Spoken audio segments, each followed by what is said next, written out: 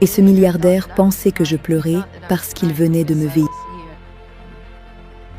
Je me suis dit qu'il était vraiment stupide de penser que je pleurais pour ce qu'il venait de me faire, alors qu'il venait de tuer mon ami devant mes yeux, pendant que je lui suppliais de l'épargner. Je me suis dit, il pense vraiment que je pleure parce qu'il vient de me violer. Alors j'ai commencé à rire, de manière sarcastique. Je me disais, peu importe qu'il me tue, ça n'est plus grave. Je me disais que rire devant ces gens allait forcément les conduire à me tuer.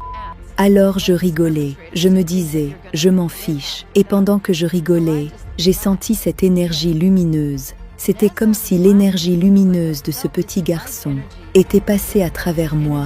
Et puis après, j'ai eu une force incroyable d'amour qui m'a envahi.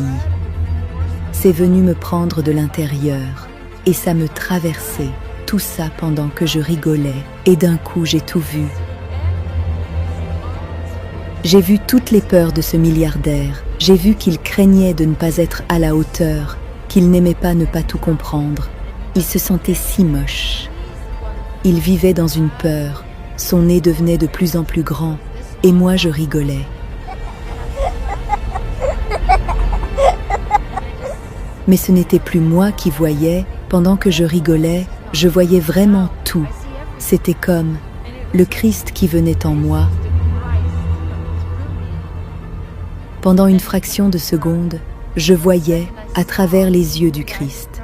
Oui, j'ai vu cet homme, ce monstre, à travers les yeux du Christ. Et ce monstre, bien sûr, ne savait pas pourquoi je rigolais. Et il a pensé que finalement, j'étais une enfant sophistiquée.